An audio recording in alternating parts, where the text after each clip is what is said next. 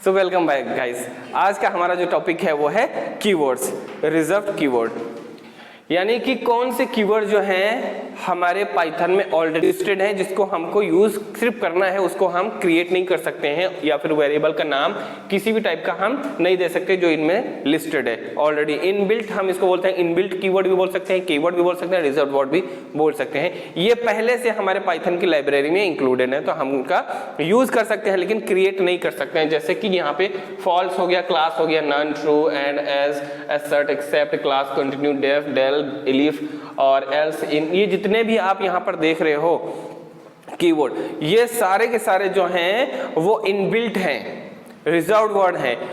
तो इनका हम यूज कर सकते हैं लेकिन इनको हम क्रिएट नहीं कर सकते हैं। लाइक कि अगर मुझे वेरिएबल का नाम बनाना हो तो इनमें से जितने भी वर्ड हैं उनका हम वेरिएबल नहीं बना सकते हैं, फंक्शन नहीं बना सकते हैं।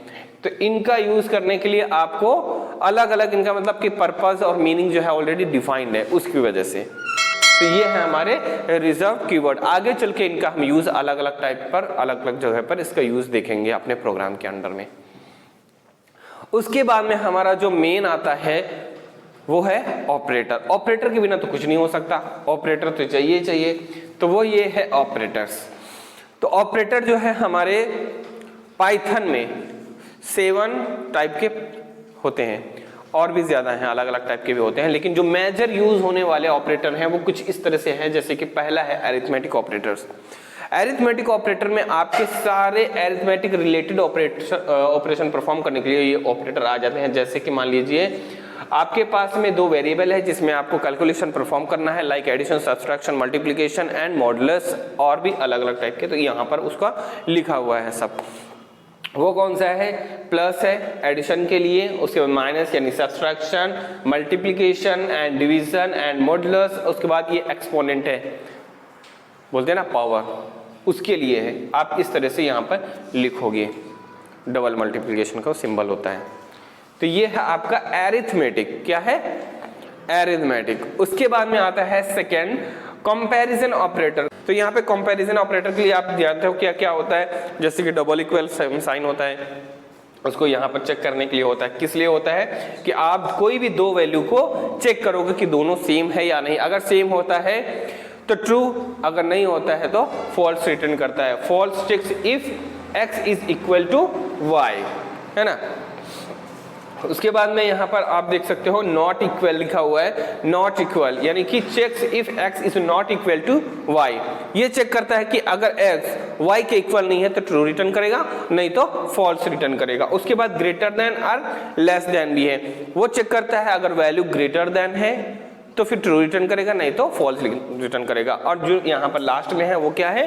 लेस देन, यानी कि वो चेक करेगा कि x का वैल्यू लेस देन अगर y है तो ट्रू रिटर्न करेगा, नहीं तो फॉल्स रिटर्न करेगा। फिर आते हैं यहाँ पर, ये कौन सा है?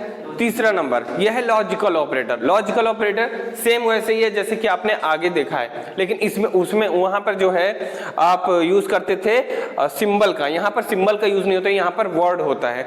वो जैसे कि यहाँ पर देख रहे हो P एंड Q, एंड लगता था पहले सिंबल टाइप का, अभी सिंबल नहीं है, यहाँ पे आपको वर्ड लिखना पड़ेगा।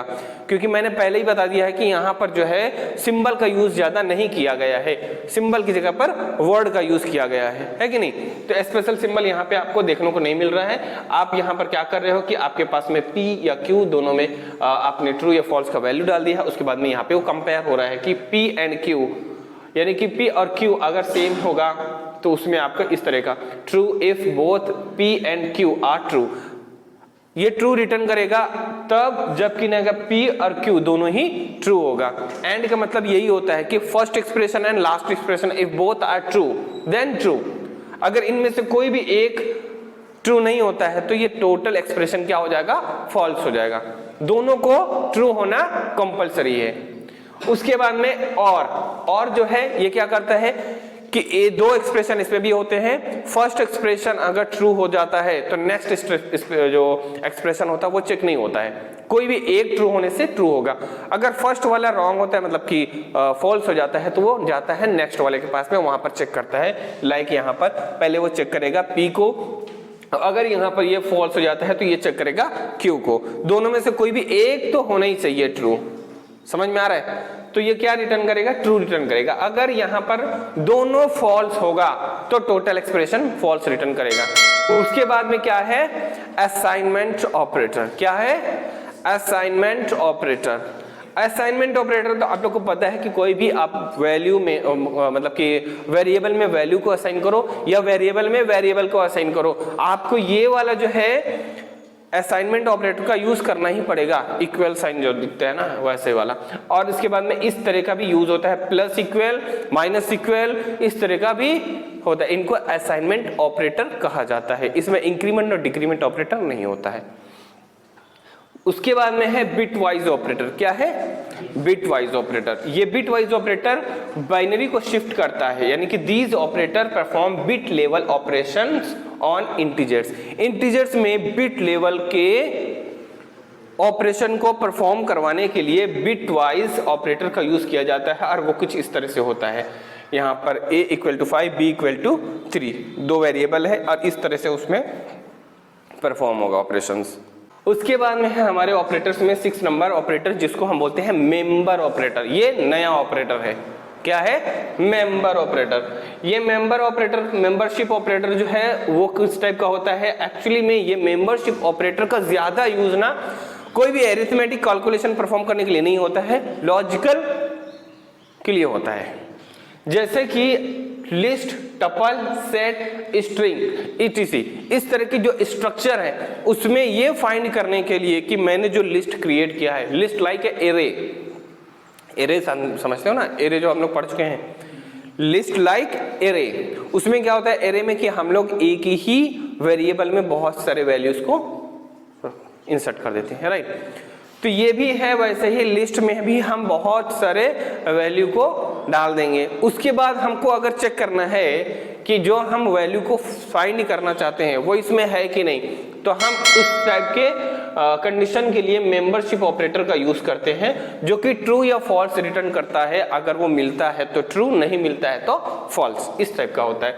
अब यहाँ पर देखो, यह मान लीजिए कि यहाँ पर मैंने एक लिस्ट ऑपरेट मतलब कि बनाया है। लिस्ट इस तरह से बनता है, हो गया। ये एक वेरिएबल है माई लिस्ट, इसमें मैंने असाइन किया है 5 एलिमेंट, है कि नहीं, इस तरह का। और उसके बाद में मैं यहाँ पर रिजल्ट नाम का एक वेरिएबल लिया हूँ, और 3 जो है ये मैं चेक कर रहा हूँ कि 3 जो है वो लिस्ट में है कि नहीं। 3 है ना, 3 मैं चेक करूंगा तो इस तरह से लिखूंगा 3 इन। ये जो इन है ना, ये इन है मेंबरशिप ऑपरेटर। ये इन आपको इस तरह से लिखना होगा, 3 इन माई लिस्ट। मतलब इसका मतलब क्या हो रहा है कि 3 जो है वो चेक कर रहा है इन मतलब अंदर किसके, माई लिस्ट के। तो वो 3 को चेक कर रहा है कि वो माई लिस्ट के अंदर में है कि नहीं। अगर है तो ट्रू, नहीं तो फॉल्स। इस वजह से इसका यूज इस तरह से किया जाता है। उसके बाद में आता है नॉट इन। अब यहाँ पर भी सेम है, बस 6 जो है मैं यहाँ पर सर्च करने की कोशिश कर रहा हूँ, क्या 6 उसके अंदर में नहीं है, नहीं है, नॉट इन, क्या नहीं है। तो ये सर्च करने के लिए 6 नॉट इन, नॉट इन जो लिखा हुआ है ना, नॉट इन, ये ऑपरेटर है। आपको इस तरह से लिखना होगा, नॉट इन। नॉट इन और माई लिस्ट क्या है, ये वेरिएबल है, कौन सा, लिस्ट टाइप का। तो ये लिस्ट में चेक कर रहा है कि क्या जो 6 है वो माई लिस्ट में नहीं है, तो नहीं है, मतलब ट्रू रिटर्न होगा। अगर होता है तो फॉल्स रिटर्न होगा। Done, very good. तो ये हो गया। उसके बाद में आता है एक और identity operator. Identity operator, identity operator क्या करता है, यहाँ पर कंपेयर करता है मेमोरी लोकेशंस को, 2 ऑब्जेक्ट्स के, 2 ऑब्जेक्ट्स के, 2 ऑब्जेक्ट्स के क्या करेगा, लोकेशन, मेमोरी लोकेशन को कंपेयर करने के लिए होता है आइडेंटिटी ऑपरेटर। और आइडेंटिटी ऑपरेटर जो है वो इज होता है, जो वहां पे आपने पढ़ा इन, नॉट इन, उसके बाद में आता है इज, IS।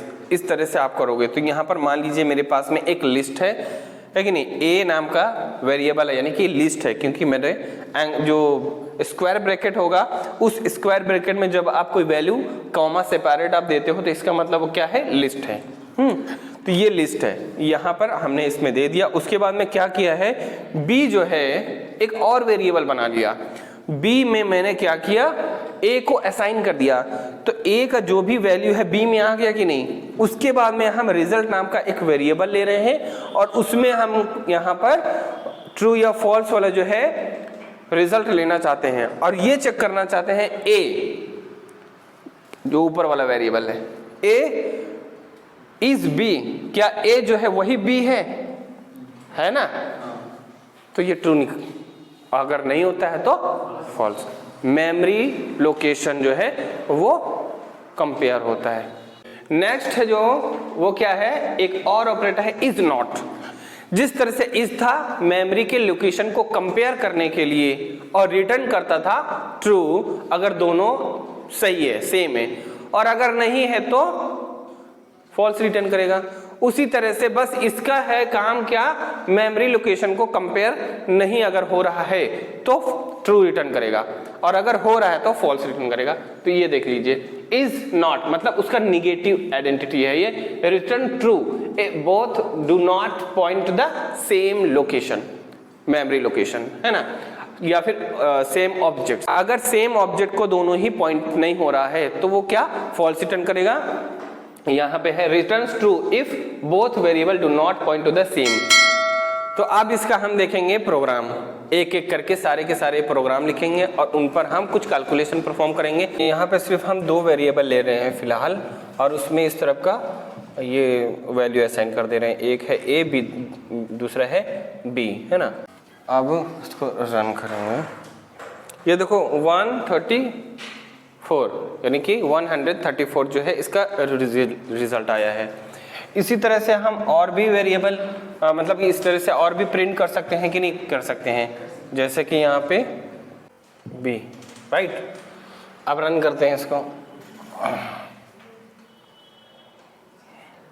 ये देख लो इसका आ गया है, 134 है पहले, उसके बाद 44, उसके बाद में 4004 किसका है ये, इसका है मल्टीप्लिकेशन, उसके बाद में डिवीजन का है 1.97997777 ऐसा 79 है, उसके बाद में 44 है, उसके बाद में ये जो देख रहे हो कितना लंबा चौड़ा नंबर आपको जो दिख रहा है वो उसका एक्सपोनेंट है, गजब का दिख रहा है यहाँ से यहाँ तक।